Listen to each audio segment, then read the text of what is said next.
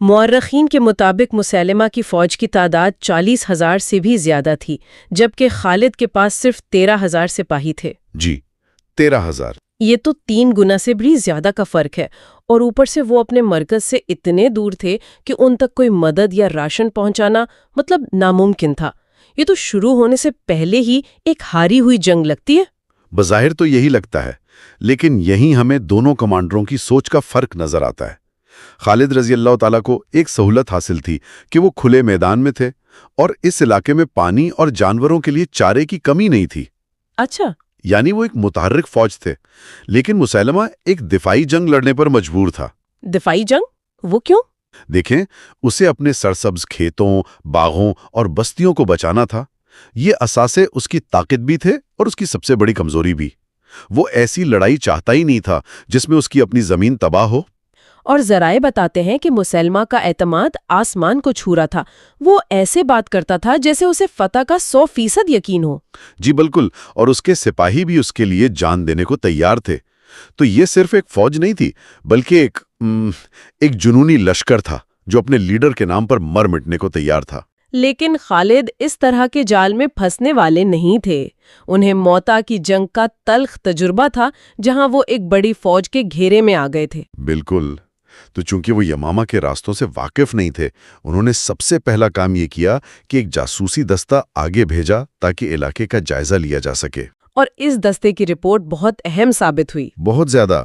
انہوں نے بتایا کہ بنو حنیفہ کی وادی کے اندر سے گزرنا خطرناک ہو سکتا ہے، اس لیے بہتر ہے کہ ایک لمبا چکر کاٹ کر آگے بڑھا جائے۔ یعنی انہوں نے سیدھا راستہ لینے کے بجائے ایک محفوظ راستہ چنا، بھلے وہ لمبا ہی کیوں نہ ہو۔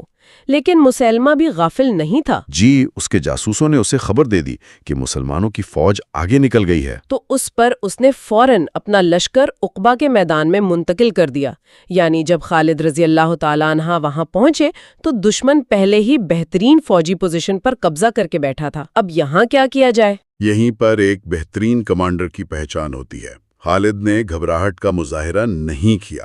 انہوں نے فوراً میدان سے ملحق ایک اونچی جگہ کا انتخاب کیا اور وہیں لشکر کو روک لیا۔ اچھا، یہ ایک شاندار فیصلہ تھا۔ جی، اس جگہ سے وہ نہ صرف دشمن کے پڑاؤ کو صاف دیکھ سکتے تھے، بلکہ یہ جگہ ان کے اپنے خیموں کے لیے ایک قدرتی ڈھال بھی بن گئی، جہاں خواتین اور بچے موجود تھے۔ اچھا، تو اس پوزیشن کا ایک دفاعی فائدہ بھی تھا۔ بالکل، اور ایک جارحانہ فائدہ بھی تھا۔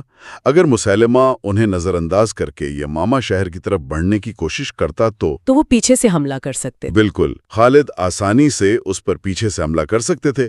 یعنی ایک ہی چال سے انہوں نے اپنے لشکر کو محفوظ بھی کر لیا اور دشمن کو ایک جگہ پر روک بھی دیا۔ اب میدان جنگ تیار ہو چکا تھا۔ مسیلمہ نے اپنے لشکر کو منظم کرنا شروع کیا۔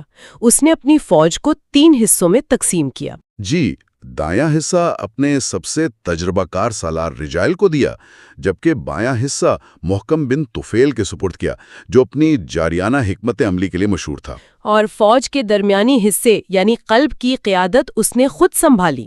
اس کے بعد ایک نفسیاتی چال چلی گئی۔ مسیلمہ کے بیٹے شرابیل نے ایک بہت جوشیلی تقریر کی۔ اچھا، کیا کہا اس نے؟ اس نے بنو حنیفہ کو ان کی عزت، آبرو اور زمین کی قسمیں دے کر لڑنے پر اکسایا۔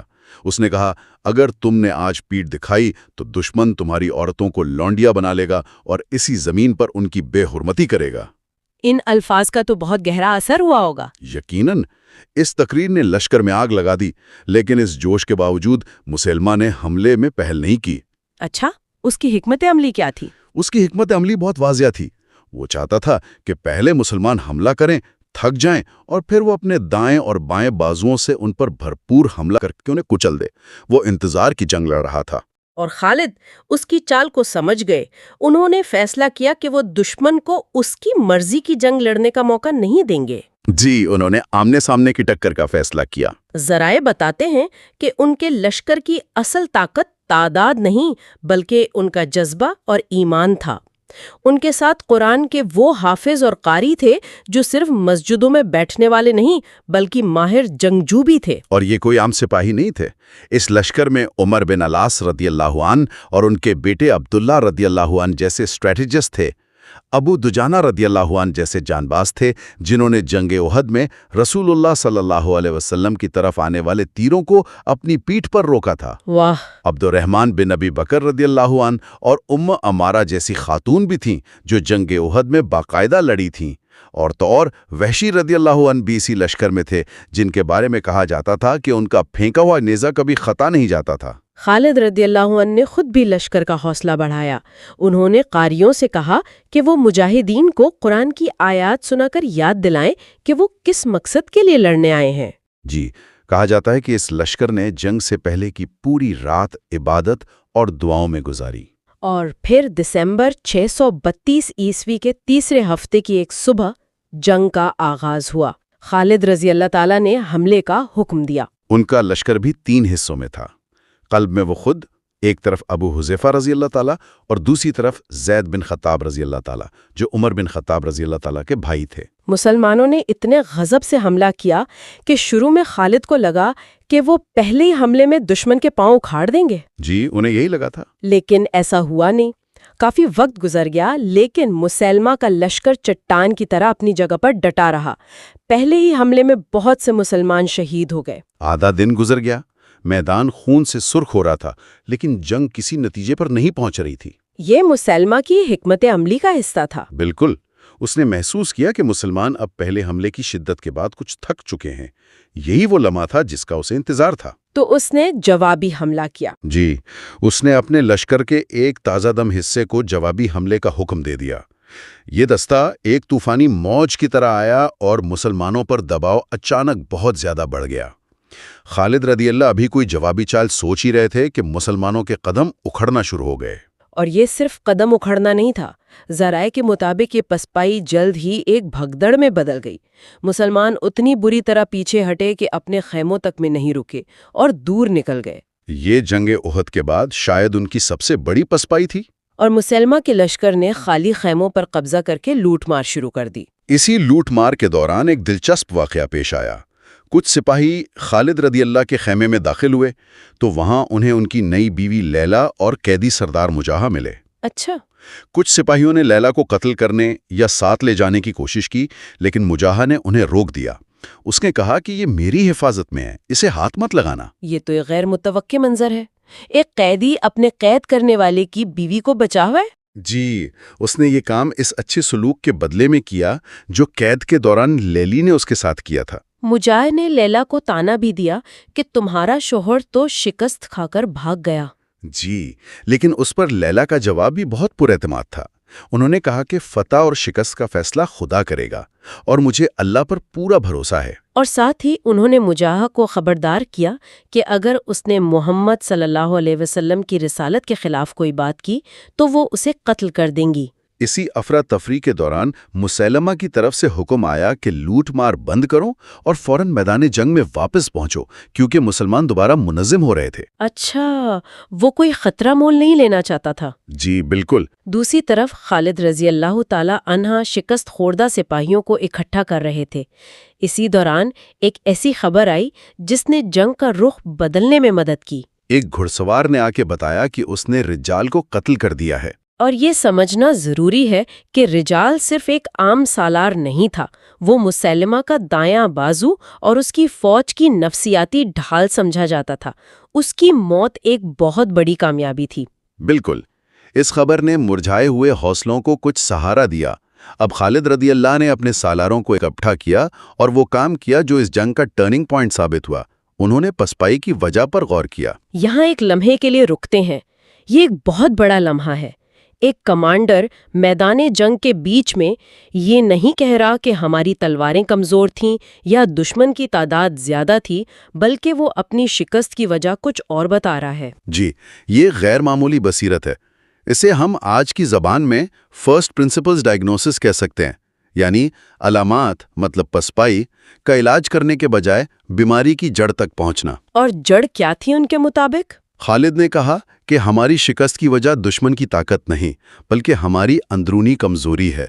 उन्होंने कहा हमारे लश्कर में दिल फट गए थे। दिल फट गए थे? इसका क्या मतलब है? उनके मुताबिक मुहाजिरीन, انصار اور بدو قبائل لڑائی سے پہلے ہی ایک دوسرے پر طنز کر رہے تھے اور اپنی بہادری کے دعوے کر رہے تھے۔ مہاجرین کہتے تھے کہ بہادری میں کوئی ہمارا مقابلہ نہیں کر سکتا، انصار بھی یہی سمجھتے تھے۔ اور بدو کہتے تھے کہ مکہ اور مدینہ والے کیا جنگ لڑنا جانتے ہیں؟ بالکل، یہ جو اندرونی تفرقہ اور قبائلی فخر تھا، جب جنگ کا دباؤ پڑا تو یہی اتحاد کی کمی شکست کی وجہ بن گئی۔ ہر کوئی دوسرے کو دیکھ رہا تھا کہ وہ کتنی بہادری دکھاتا ہے۔ یہ تو بہت ہی غیر متوقع حکمت عملی ہے۔ عام طور پر ایک کمانڈر شکست کے بعد فوج کو مزید متحد کرنے کی کوشش کرتا ہے، لیکن خالد رضی تعالیٰ عنہ نے انہیں مزید تقسیم کرنے کا حکم دے دیا۔ مہاجرین الگ، انصار الگ اور ہر قبیلہ الگ۔ کیا اس سے پھوٹ پڑنے کا خطرہ اور زیادہ نہیں بڑھ گیا؟ یہی ان کے قیادت کا کمال تھا۔ انہوں نے اس تقسیم کو کمزوری کے بجائے طاقت میں بدل دیا۔ انہوں نے نئے سرے سے منظم لشکر سے خطاب کیا اور کہا، اللہ کے سپاہیوں، ہم نے پیٹھ دکھا کر دشمن کو ہنسنے کا موقع دیا ہے۔ اب تم الگ الگ ہو کر لڑو گے تاکہ پتہ چلے کہ کس قبیلے نے بہادری دکھائی اور کس نے پیٹھ دکھائی۔ انہوں نے اس قبائلی فخر کو ایک دوسرے کے خلاف استعمال کرنے کے بجائے دشمن کے خلاف استعمال کیا۔ تو اب ہر قبیلے پر اپنی عزت بچانے کا دباؤ تھا، اور انہوں نے اس کو ایک بڑے مقصد سے بھی جوڑا۔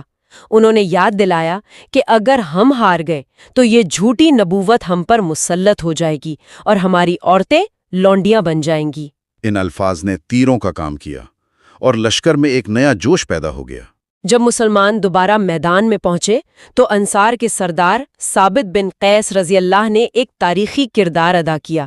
جی، انہوں نے بلند آواز میں کہا، اے اللہ، جو بری مثال میرے اس لشکر نے قائم کی ہے، میں اس سے لا تعلقی کا اظہار کرتا ہوں۔ یہ کہہ کر وہ اکیلے دشمن کی صفوں میں گھس گئے اور بہادری سے لڑتے ہوئے شہید ہو گئے۔ ایک شخص کی قربانی نے پوری فوج کا حوصلہ بدل دیا۔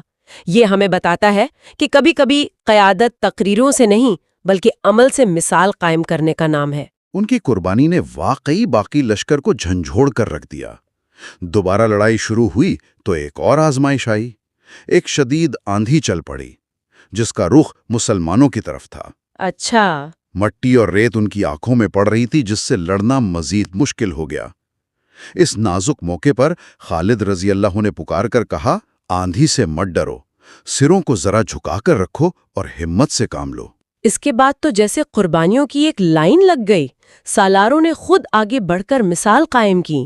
زید بن خطاب رضی اللہ اور ابو حذیفہ رضی اللہ جیسے بڑے سالار یہ نعرے لگاتے ہوئے دشمن پر ٹوٹ پڑے۔ جی، وہ نعرے لگا رہے تھے کہ اپنے اعمال سے اپنے ایمان کی عزت بچاؤ، اور دونوں لڑتے لڑتے شہید ہو گئے۔ ان سالاروں کی شہادت نے مجاہدین میں ایک نئی روح پھونک دی۔ اب یہ صرف سپاہی نہیں تھے بلکہ جان پر کھیلنے والے جان باز بن چکے تھے۔ خالد نے بھی اپنے ساتھ چند بہترین جنگجوؤں کا دستہ لیا اور یہ عزم کیا کہ جہاں لڑائی سب سے زیادہ خطرناک ہوگی وہ خود وہاں جا کر لڑیں گے۔ تو اس نئی حکمت عملی اور ان بے مثال قربانیوں کے بعد لشکر کی کیفیت مکمل طور پر بدل گئی۔ اب وہ بکھری ہوئی فوج نہیں رہی تھی۔ بالکل نہیں۔ مورخین لکھتے ہیں کہ اس کے بعد مسلمان آسمانی بجلیوں کی طرح دشمن پر ٹوٹ پڑے۔ یہ اب چالوں یا حکمت عملی کی جنگ نہیں رہی تھی بلکہ آمنے سامنے کی ٹکر تھی، جہاں صرف بہادری اور جذبائی فیصلہ کن تھا۔ ہر قبیلہ اپنی ساکھ بچانے کے لیے لڑ رہا تھا۔ جی، اور ہر سپاہی اپنے سالار کی قربانی کا بدلہ لینے کے لیے لڑ رہا تھا۔ السلام علیکم ناظرین، ہمارا کنٹینٹ مستند کتابوں سے لیا گیا ہے اور 100% آتھینٹک ہے۔ ہماری ویڈیو ترتیب وار دیکھنے کے لیے ہمارے چینل پر جائیے، پلے لسٹ کے بٹن کو کلک کیجیے اور یہاں سے ایپیسوڈز کو ترتیب وار سنیے، اور ایسے ہی معلومات سے بھرا کنٹینٹ دیکھنے کے لیے ہمارے چینل کو لائک، شیئر اور سبسکرائب کیجیے۔